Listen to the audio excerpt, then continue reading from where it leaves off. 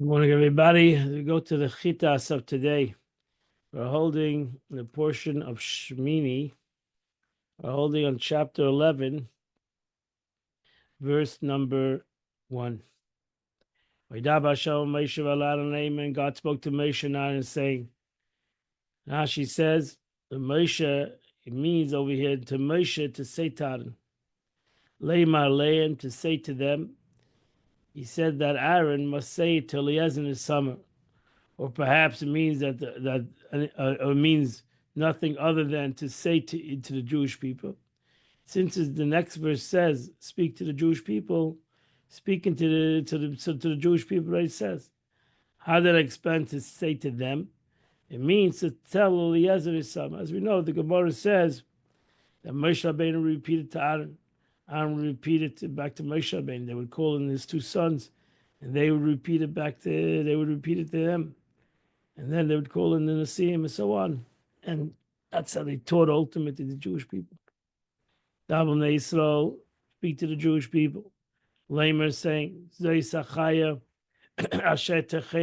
the animals you should eat. We call Be'ema from all the animals, that's on the land.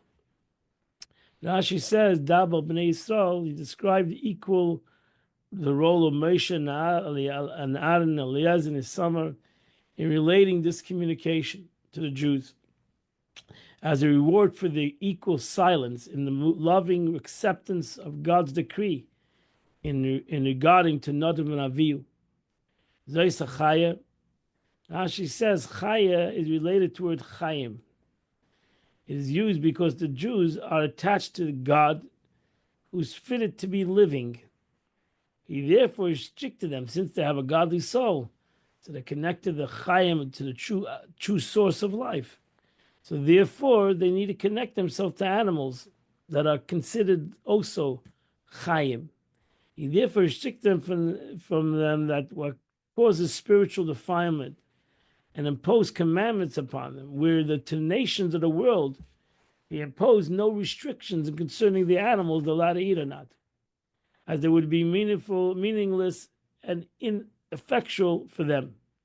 This is compared to a doctor who comes to examine a sick person and he tells one sick person to eat salt and one sick person not to eat salt.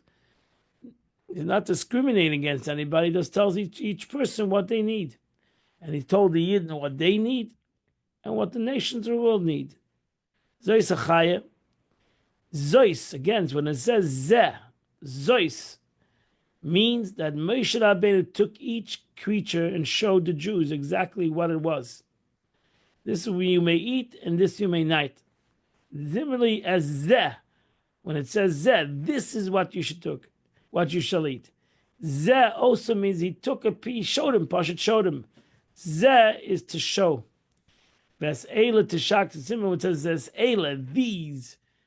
And V'zeh lachem Tami, this is considered Zeh. So whenever it says Zeh or Eila, it means to not a general thing, but to show with your finger. This comes to teach you that a domesticated animal, land animal, is like a wild animal. Chayim behema, the Torah jumps between the two words, chaya and behema. Behema and chaya, even though one's like a deer is like a chaya, and a cow is like a behema, but they both go into the concept of animal. So these are the animals you're allowed to eat. Kolam afresas parsa, whoever feet are cloven, and completely split into two sub-feet, malas gator, and it also regurgitates its cud, it chews its cud. Babehema in the animal kingdom, oisa tachelu, those are the animals you're allowed to eat. So now she's mafreses, means to split. Parsa means again soul of food. It means parsa is totally split. You can have some animals that they're split in the front, but they're connected in the back. An animal, kosher animal, needs to be split totally, like a cow. He has like two separate hooves. It's split above and below into two nails. Onkelos translates that metalfa talfin, 2 sub-feet. For some feet are split above and are not split completely separate sections, as remain connected below. Malagata, it brings up, it spews the food from its stomach back into its mouth to crush it and finally grind it. Gata, now she says the word gata, that's the name of regurgitating food. It may possibly be from the same root to kamayim hanigrarim. Could come from the word to be nigar, to be spilled out water. For the cut flows towards the mouth. That means gutted flows. Onkelos translates the word gata, pishra, dissolves. Means that it comes again, the food, the animal needs to bring back the food so that it can regurgitate, it can again to refine the food. But behema, why did the Torah say again amongst animals? The word is an additional, providing the law that a fetus found in its mother's womb is permitted. Even though it was before born, it's still permitted to be eaten. You're allowed to eat those, not a spiritually defiled animal. But this is not already stated in the prohibition. Rather, this wording indicates that one who eats such an animal transgresses an active as well as a passive commandment. If you eat an impure animal, not only did you a negative commandment of eating impure animal, you did a negative commandment, a positive. You didn't do a positive. You didn't eat a kosher animal.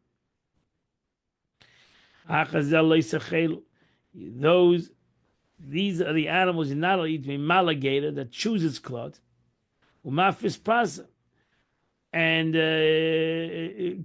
or has split hooves, you must not eat. A camel, kimalagata, a camel chews its cloth.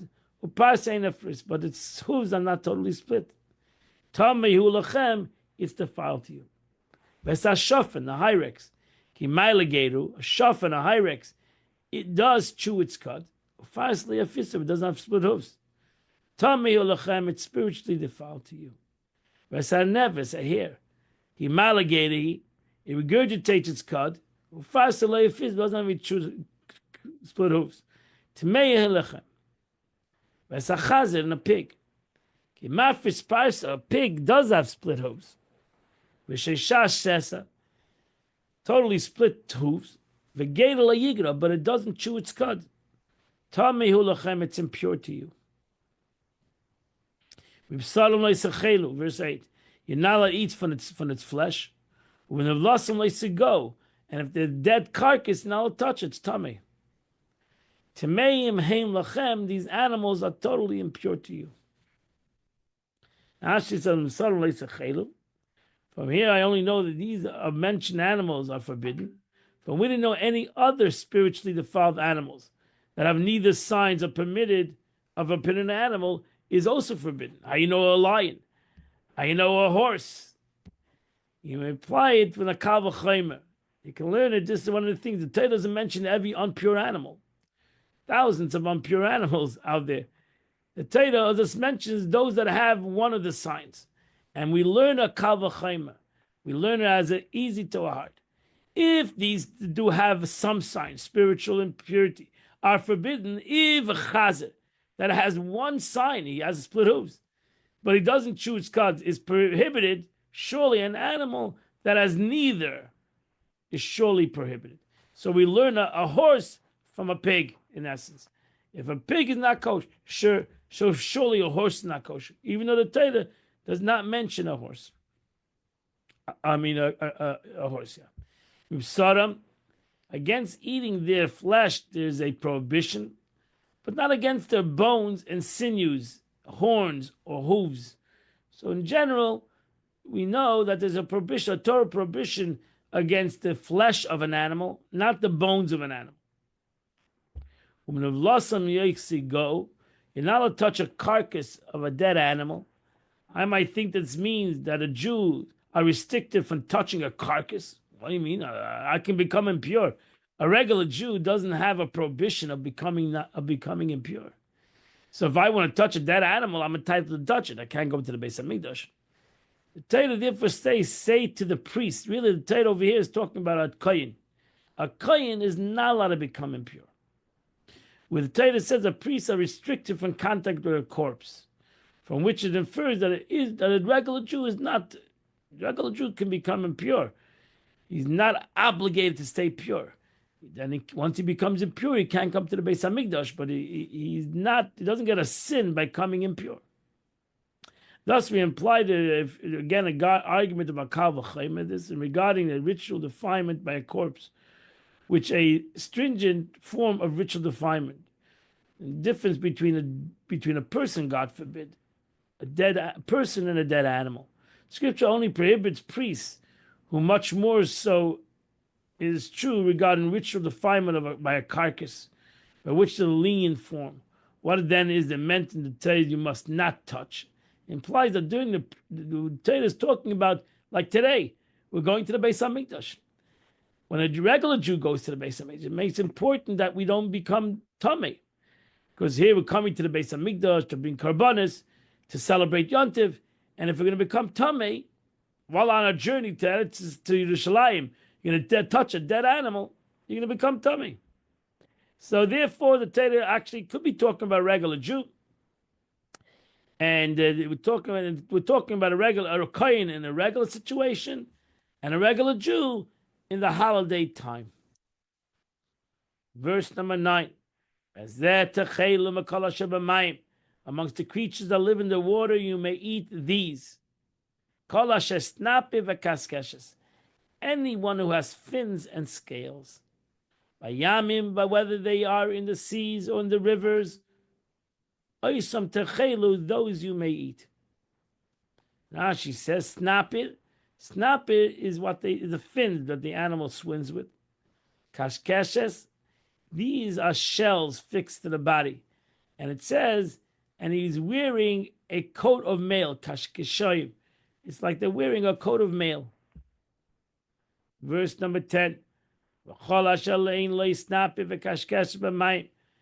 anyone in the sea that doesn't have fins and scales, by yamim, whether they found in the seas or in the cholim, in the rivers, mekol sheretz, mekol nefesh, mekol nefesh, from all the water creatures that live in Hashabamayim, it's in the water, sheket heim lachem, they're an abomination, they're loathsomes to you.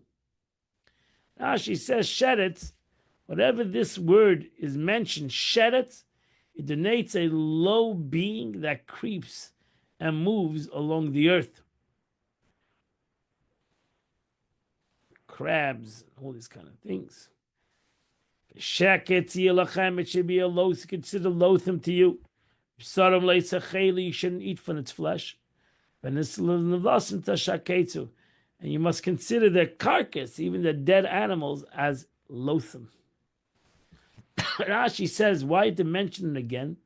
These words are added to forbid any food in which they are mixed. If their taste is imparted into the mixture, it's prohibited. That means it's not bottle. Saran, their flesh, again, that Rashi says, it's only forbidden their flesh. Their fins and the bones is not forbidden. You must consider their carcass loathsome. This adds phrase includes midget, yevushin, these little creepy crawly things, strains from liquid you find in the water. These yevushin, they call what do they call what do they call in English? I'm not sure exactly.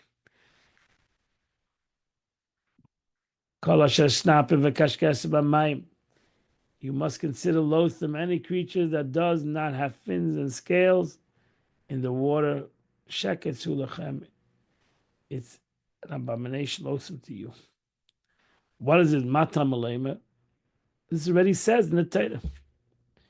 For otherwise, I only know that one that retains its signs of purity when it's brought up in the land is permitted. How do we know The one that sheds them in the water is also permitted, even though there's certain animals that have a thank you very much, microbes.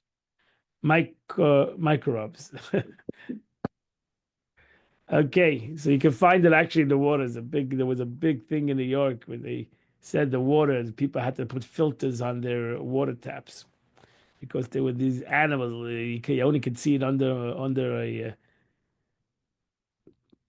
telescope. Right? How will you know that he retains the signs of purity? Retains the signs of purity brought up in the dry lines permitted. How do we know that one who sheds them in the water is also permitted? Therefore, the Torah says any creature that does not have fins and scales in the water, implying that if they had them in the water, even if they shed them upon leaving it, they're permitted. Verse 13. And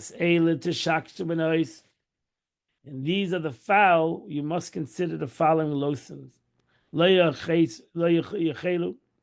this interesting, the bird doesn't have any sign. Some people say the sign is that they don't eat other animals. But we don't have per se the sign of a bird. They say there are more kosher birds and non-kosher birds. We don't exactly know today the signs. But the Torah gives a couple of distinctions, a couple of birds. It's a nesher, the griffin vulture, Vesa Perez, the bearded vulture, Vesa Aznia, and the osprey. Now she says, Lo yechelu, they must not be eaten. The passive form indicates that one who feeds them to minors also transgresses a prohibition. For this is the meaning, they must not be eaten through your agency. You're not allowed to give it to somebody, even to a child. Or perhaps intending that is nothing else than to forbid deriving benefit from them. Therefore, the Torah says, Lo yechelu, you're not allowed to eat, you can sell it. They're forbidden to be eaten, but they're permitted to derive benefit from them.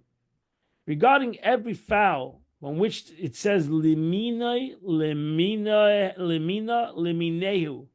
you find this expression to its species when it comes to fowl, is because those species each contain another type that resemble it either in appearance or name, resemble it neither in appearance nor name, but they are nevertheless all one species. So you have to know all the different species of vultures and etc. Vesada, vesayal and other species of vulture. Veskala oidev, any type of crow, liminoi to the species of crow. Vesabas anaya, and an ostrich. Vesatachmus, and a cuckoo. Vesashachaf, and a gull. Vesanates, Lemineu, and the various sparrows of sparrow hawk. So Hanates is a hawk. Verse 17, Vesakos, and the screech fowl, Vesashalach, and the cormorant, Vesayanshuf, and the barn owl. Now she says, this I can explain that this is a fowl that draws up shayla from the fish, from the sea. It's also, uncle's translation, nuni, one who draws up fish, indicating that this trait is to characterize of this fowl, this bird that is named after it. Kois yanshuf, both types of owls that screech at night and have cheeks like those of humans.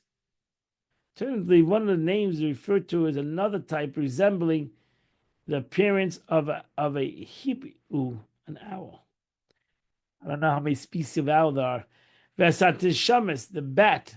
Vesakahos, the pelican. Vesaracham, the magpie. And Shemes, Rashi says, is a bat. That's like a mouse and flies at night. And evident the fact that in Shemes, mentioned amongst those crawling creatures, is similar to it, but it does not have eyes. It's called a mole. Vesachasida, the stork. Vesahanafa, lemina, the various pipes of heron. Anafa is a heron. Vesaduchvis, the hoop. Vesatalif, and the talif. Rashi says, Daya, in Old French, it's called a chasida, it's a stork, because it's kindness towards a companion by sharing food. Hanafa, this is the quarrelsome Daya. It seems to me that it's called a heron. Haduchvis, this is the wild hen whose comb appears doubled over. In Old French, it's called a hoopie. While they call duchvis because its majesty appears to be tied down, referring to its comb. In Aramaic, it's called a nagatura, a cutter of mountains, an account of its habits, as our rabbis explain in the Masechta Gittin. Verse 20. Kol sheidatzeif ha'ilach arba oso.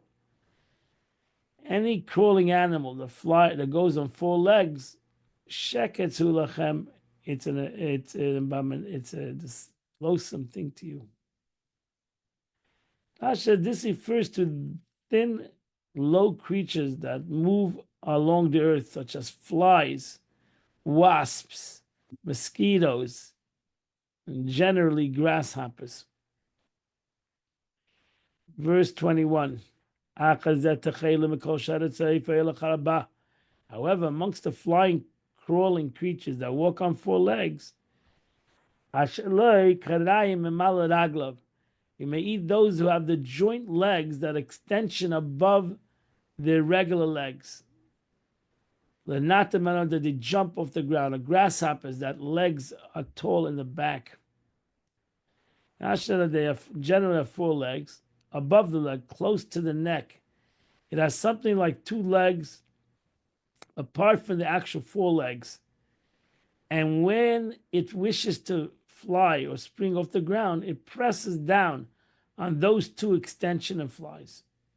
There are many of them amongst us in our locality, like those that are called locusts. But we are not experts in identifying them. For four signs are given to identify a spiritually pure: four legs. Number one, four legs, four wings, meaning the extension mentioned here, and that the wings cover the greater part of the body. So to kosher grasshopper, you have to know what is the meaning of a kosher grasshopper. That's why most Jews don't eat grasshoppers.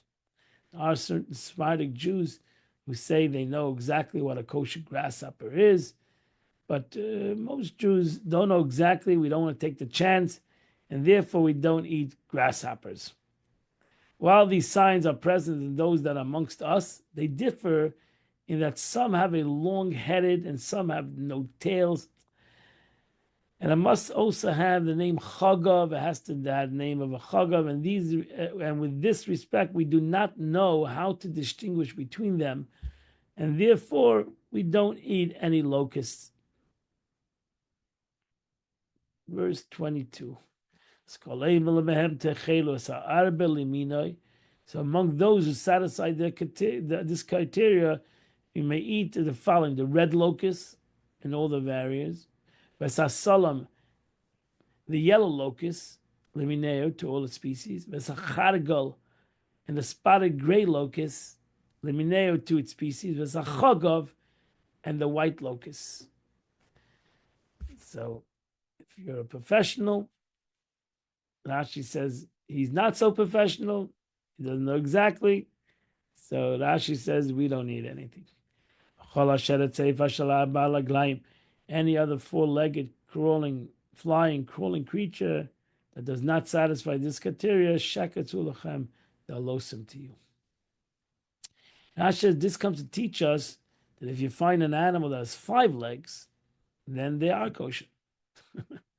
Go find a fly with 5 legs.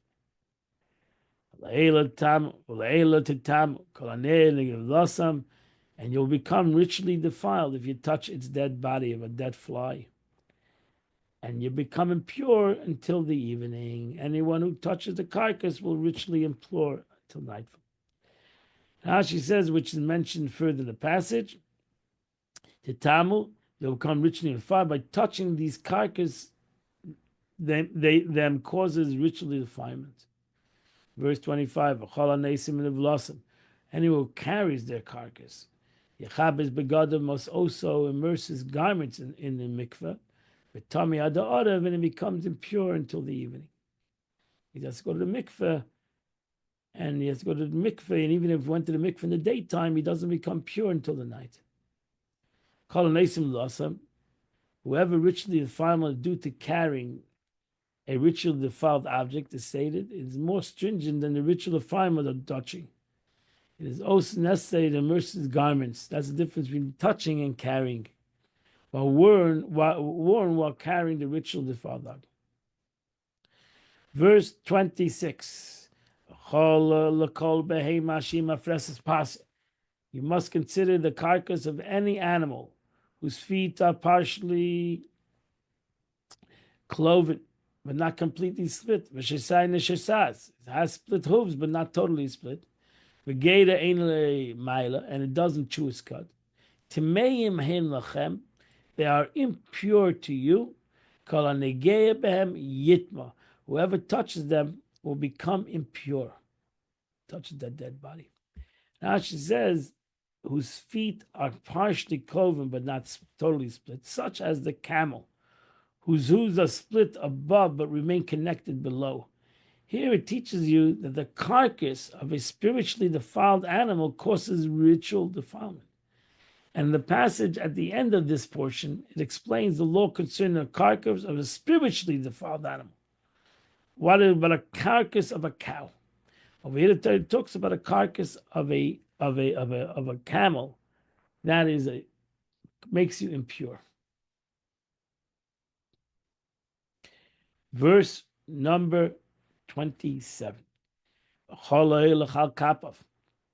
Any animal walks on four legs. Any animal walking on four legs. Whoever touches them, they are impure to you. If you touch a dead dog, that's a dog walks on four, or a cat. If you touch a dead dog, you touch a dead cat. Yitma the Orev, you become impure until the evening. Again, to a Jew, it's not a problem. Regular Jew, it's not a problem because you can become impure. To a Kohen, it's a bigger problem. Al Kapov Kelev, like a dog, a dove, a bear, a hatul, a cat. Tmeim Helamachem, you become ritually defiled with respect to touching them. Verse 28, and if you carry a dead dog, then Yechabes begadav, you have to also put your clothes in a mikveh. With Tami Adav Arev, and you also become impure. So we learn halacha, you learn mage umasa. Touching, mage is touching, masa is carrying. Temeim heim lachem, they're considered richly defiled to you. If you touch the dead body, or you carry the dead body, you become impure. And if you carry the dead body, you have to now put your clothes also becoming. Verse 29.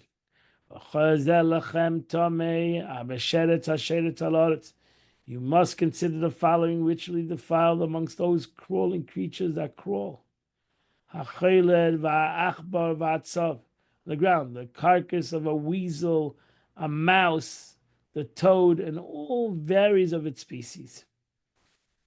Now she says all these mention of ritual defilement do not refer to the prohibition of eating them, but to the plain sense of ritual defilement, that one becomes ritually defiled by touching them, and forbidden to eat truma and consecrated food or enter the sanctuary. If you're a regular Jew, you become tamei, and now you can't eat any kachim. You cannot touch. You can't go into the Beis Hamikdash until you become tamei. Chayled is a weasel. Atzav is a toad. frog. Verse 30, Va'anoka, and a hedgehog. Va'koyach, and a chamelin. Va'alota, and a lizard. We know about that. Va'chaymish, and a snail. Va'tishemes, and a mole. So that's what Rashi translated. Anoka is a hedgehog. Alota is a lizard. Chaymish is in Old French. It gives Old French is a snail, and Tinshemes is a mole. Verse 31, Eil Timeim Lachem. The above mentioned creatures are ones amongst the crawling creatures, whose carcasses you must consider richly defiled. Whoever touches their body, their dead body, in their death, Yitma Da'aref, they become totally defiled. They become tummy until the evening. Verse 32.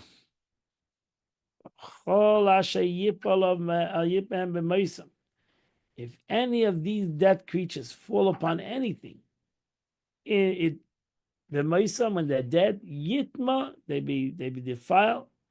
The kol creates, whether it's a wooden vessel, a beged or a garment, a or a hide, a sock or a sack, kol kli ashiyasam malacha, bahem, any vessel that you can do work with, anything that's called a vessel will become tummy.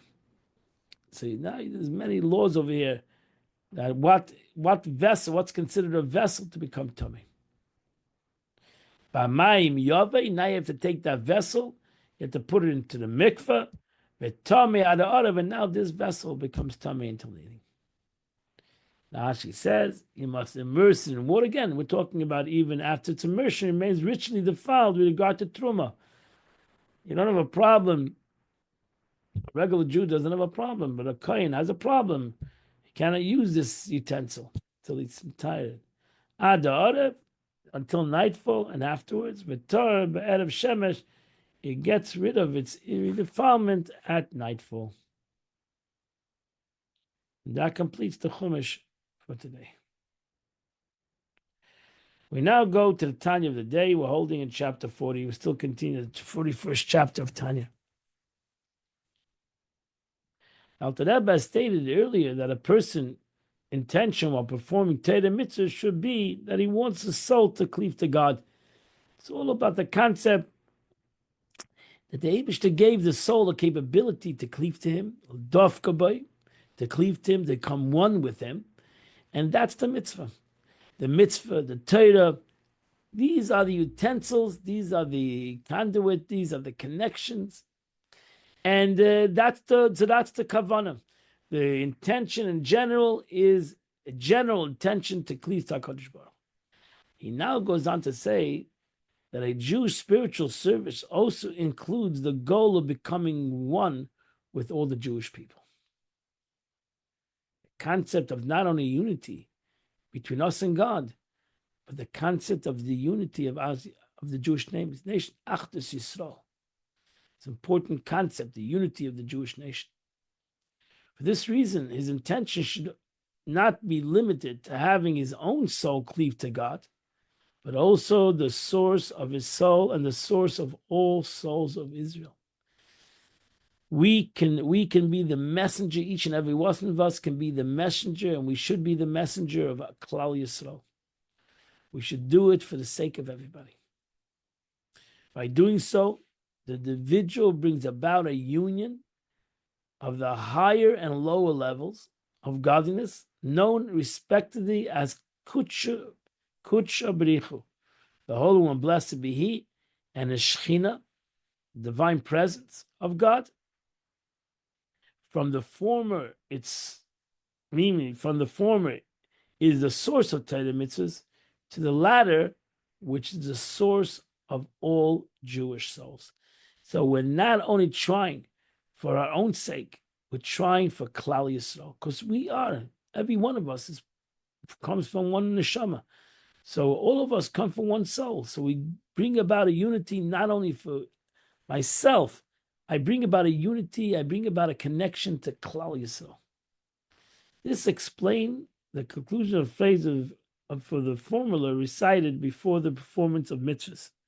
We say what we say, Baruch Shama, L'shem yichud kutsha brichi shchinte b'shem kol Yisrael. That's what you say before Baruch Shama. A lot of Jews say this before they do any mitzvah. L'shem yichud kutsha brichi, Hungarians, you see that. L'shem yichud kutsha brichi shchinte b'shem kol Yisrael. We say it in our Siddur, it's before the Baruch Shama.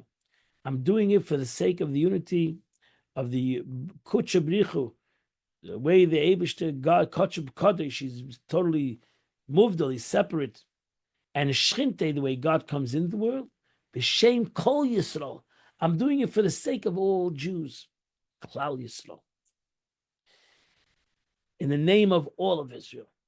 As the Rebbe notes, in the name of all of Israel implies that the union achieved through the performance of mitzvahs is for the sake of and the name of all of Israel. For it is the Shechina that Kutsha Brichu, Kadosh Baruch Hu, the Eibishter, God, is united. And the Shechina, when you say the word Shechina has many meanings to it. Shechina means Mishkan is also called a Shechina, presence of God. Malchus is called the Shechina. The Shechina is a source of all Jewish souls, which is the Malchus of the world of Atzilus, as we learn in Chassidus. So we're bringing about the connection of the infinite aspect of God that should rest in Malchus. That's the concept of the bracha, Melech. That every bracha, every mitzvah we do, we say Baruch Atah Hashem Elokeinu Melech. We're bringing down that it should be Tamalichuni Aleichem, God should become the king of the Jewish nation. In the Alter Rebbe's words. Yes, in fact, Rabbi Seinu our rabbis of blessed memory said, La'olam al yetze adam atzman hakla. Tifresh min hatzibah. A person should never separate himself from a community. He should always be part of a community. Therefore, if you're part of a community, we are all part of the community of the Jewish nation. And therefore, he should also, when he does a mitzvah, again, it's in your bracha. So the Chachamim already gave you all if you understand the bracha, you'll get the whole picture, the concept of connection to God. Tamalichuni Aleichem, that the Eibishter says, I'm going to be a king over you, as I mentioned before, and then the general concept. Everything has a general and a particular.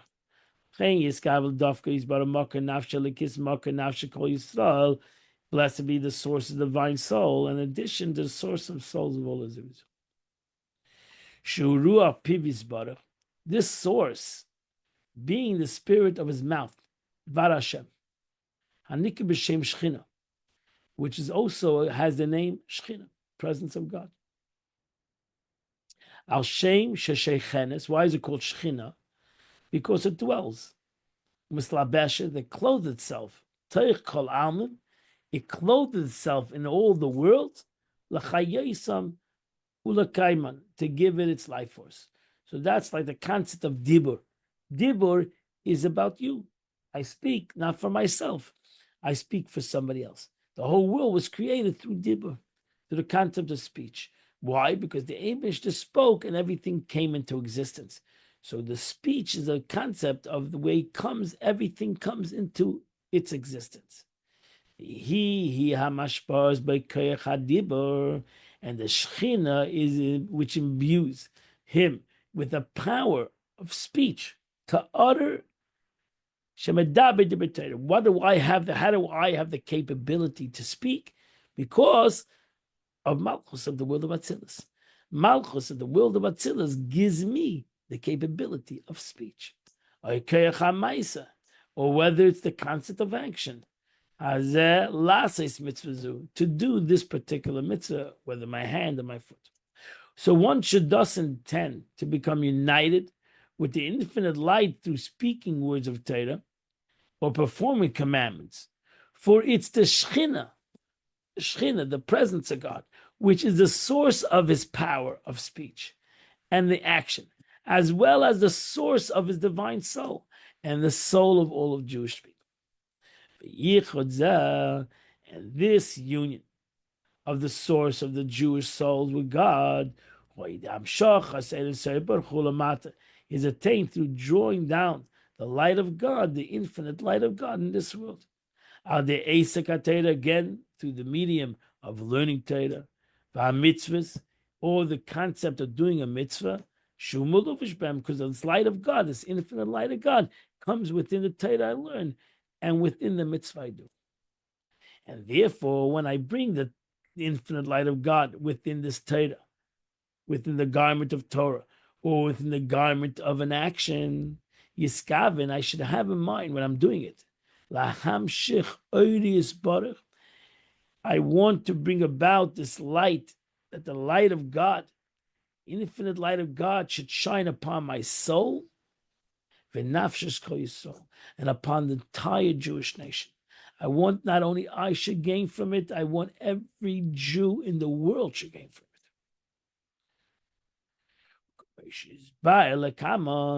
And this meaning of this union, we'll explain later. I'll explain this at length. Ayin Sham, you'll note it there when I'll come to it. And this is the meaning. When we recite this before performing commandments, and we recite it every day. Before Baruch Shamar, we say, Shem Yichud Kutsha Brichu Ushchinte B'Shem Kol Yisrael. I'm going to daven, I'm going to pray, I'm going to praise God for the sake of the union of HaKadosh Baruch Hu, the way God is above the world, Ushchinte, where God comes in the world, B'Shem Kol Yisrael, in the name of all of Israel. Doing it for the name of all of Israel. That is to say, that one observance of the commandment unites Kutsha Bricha, the source of the Torah and mitzvahs, with the Shechina, in the name of all of Israel, in the name of all the Jewish people, where the Shechina is the source of the soul of all.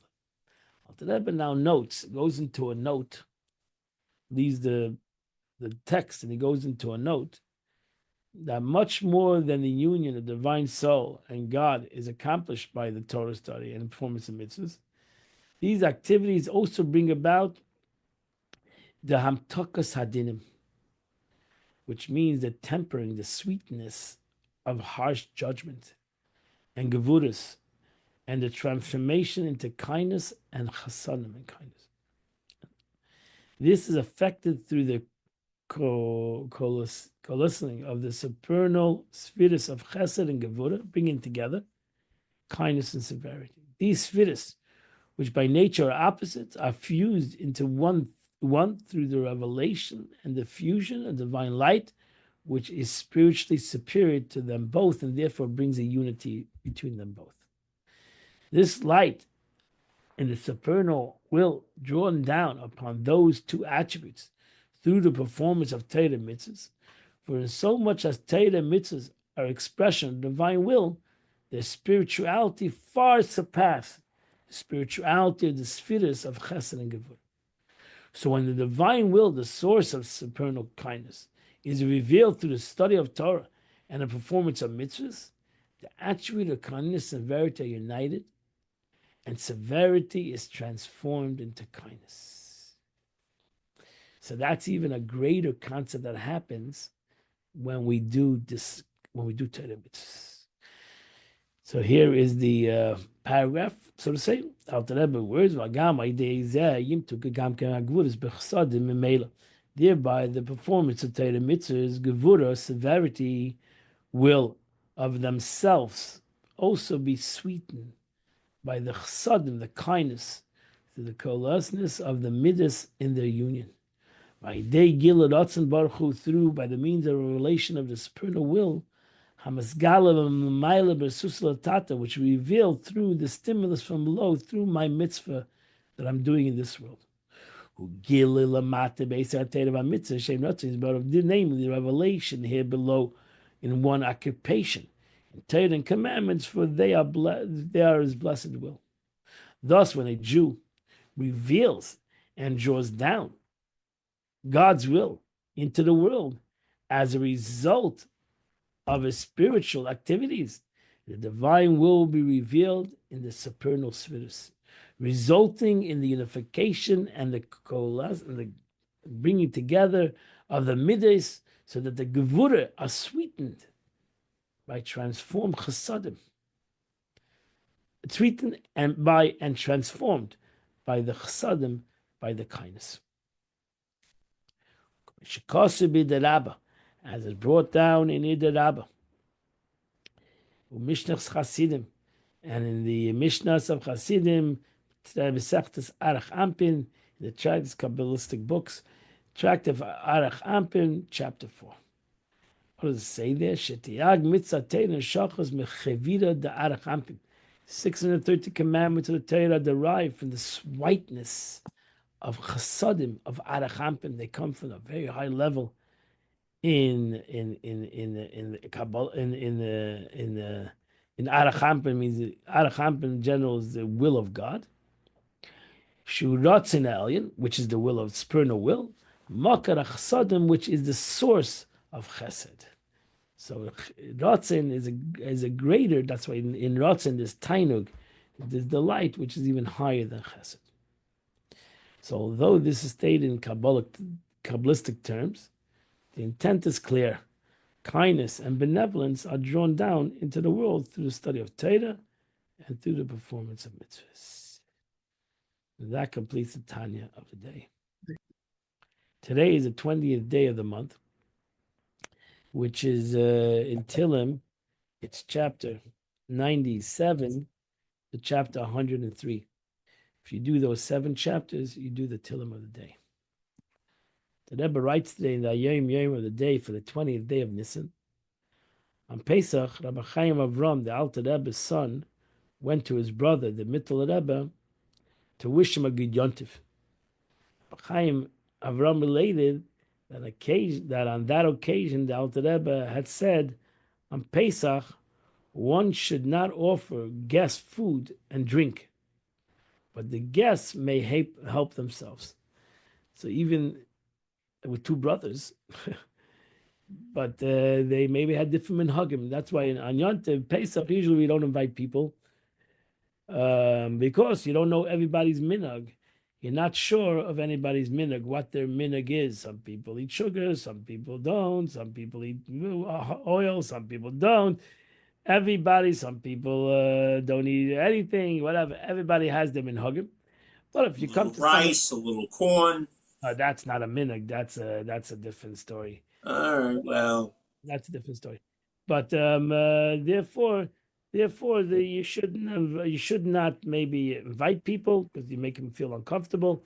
But if somebody comes to your house and he wants to eat gesund hate, you let him eat whatever. Feed him. My friends, I want to wish you all a good Shabbos and a good Yontiv.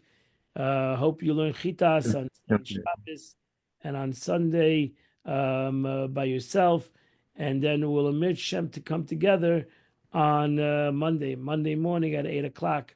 We'll come together to start again the Chitas together. I want to also make sure that everybody knows. First of all, on Sunday is Yizkor. Remember to say Yizkor. Remember to light a candle to those that are remembering those who passed on.